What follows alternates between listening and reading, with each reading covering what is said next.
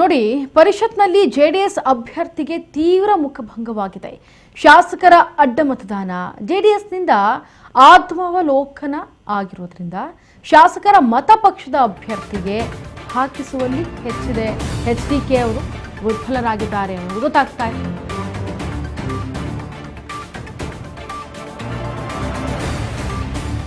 ಶಾಸಕರ ಮತ ಪಕ್ಷದ ಅಭ್ಯರ್ಥಿಗೆ ಹಾಕಿಸುವಲ್ಲಿ ಎಚ್ಡಿಕೆ ವಿಫಲರಾಗಿದ್ದಾರೆ.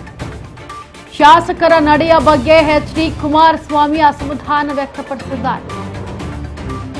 ಒಂದೆರಡು ಶಾಸಕರ ಅಡ್ಡ ಮತದಾನ ನಿರೀಕ್ಷೆಯಲ್ಲಿದ್ದಂತಹ ಎಚ್ಡಿಕೆಗೆ ಶಾಸಕರ ಸಭೆಯನ್ನ ಕರೆದ ಜೆಡಿಎಸ್ ನಾಯಕ ಎಚ್ಡಿಕೆ ಇತ್ತ ಮೈಸೂರಿನಲ್ಲಿ ಎಚ್.ಡಿ.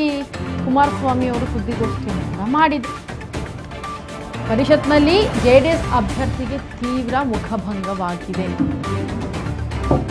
ಯಾಕೆಂದ್ರೆ ಕಾಂಗ್ರೆಸ್ನವರು ಕೂಡ ಅಷ್ಟೇ, ನಾವು ಅಡ್ಡ ಮತದಾನದ ಭೀತಿ 3 ಪಕ್ಷಕ್ಕೆ ಇದೆ ಅಂತ ಹೇಳಿ ಕಾಂಗ್ರೆಸ್ನವರು ಬಿಡದಿ ಹತ್ರ ಇರುವಂತಹ ರೆಸಾರ್ಟ್ನಲ್ಲಿ ಯಾವ ರೀತಿಯಾಗಿ ತಮ್ಮ ಶಾಸಕರುಗಳನ್ನು ಹಿಡಿದಿಟ್ಕೊಳ್ಬೇಕು, ಯಾರ ಕಾಂಟ್ಯಾಕ್ಟ್ಗೂ ಸಿಗದ ಹಾಗೆ ಅದನ್ನೆಲ್ಲವನ್ನೂ ಕೂಡ ಮಾಡಿದ್ರು.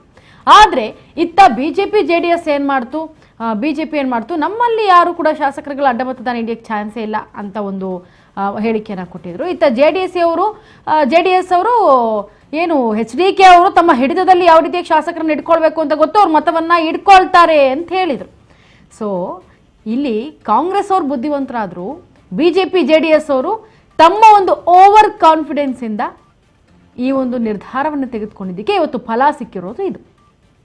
ಸೊ ಯಾವಾಗ ಬಿಜೆಪಿ ಜೆಡಿಎಸ್ ಎರಡು ಓವರ್ ಕಾನ್ಫಿಡೆನ್ಸಿಂದ ಅಡ್ಡ ಮತದಾನ ನಮಗೆ ಭೀತಿನೇ ಇಲ್ಲ ಅಂತ ಹೇಳಿದ್ರು, ಆ ಒಂದು ಓವರ್ ಕಾನ್ಫಿಡೆನ್ಸೇ ಈಗ ಈ ಒಂದು ಪರಿಷತ್ ಚುನಾವಣೆಗೆ ಎಲ್ಲೋ ಒಂದು ಕಡೆ ಮುಳುವಾಗಿದೆ ಅಂದರೆ ತಪ್ಪಾಗಲಾರದು.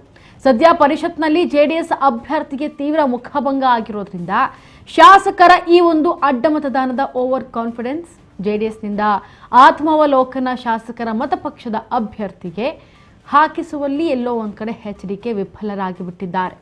ಶಾಸಕರ ನಡೆಯ ಬಗ್ಗೆ ಎಚ್.ಡಿ. ಕುಮಾರಸ್ವಾಮಿ ಬಹಳಷ್ಟು ಅಸಮಾಧಾನವನ್ನು ತೋರಿಸ್ತಾ ಇದ್ದಾರೆ. ಒಂದೆರಡು ಶಾಸಕರ ಅಡ್ಡ ಮತದಾನ ಆಗತ್ತೆ ಅಂತ ಎಚ್ಡಿಕೆ ನಿರೀಕ್ಷೆಯಲ್ಲಿದ್ರು, ಆದರೆ ಇಲ್ಲಿ ಬಹಳಷ್ಟು ಅಡ್ಡ ಮತದಾನ ಆಗಿ ಹೋಗ್ಬಿಟ್ಟಿದೆ.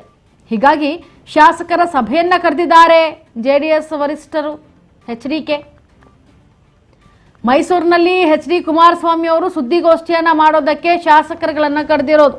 ಜೆಡಿಎಸ್ನ ಶಾಸಕರುಗಳನ್ನ ಕರೆದು ಸುದ್ದಿಗೋಷ್ಠಿಯನ್ನ ಮಾಡಬೇಕು ಅಂತ. ಆದರೆ ಬಹುದೊಡ್ಡ ಸವಾಲ್ ಅಂತಂದ್ರೆ ಯಾರು ಅಡ್ಡ ಮತದಾನವನ್ನ ಮಾಡಿದ್ದಾರೆ ಅಂತ ಪತ್ತೆ ಹಚ್ಚುವಲ್ಲಿ ಇದು ಬಹಳ ದೊಡ್ಡ ಸವಾಲಿದು.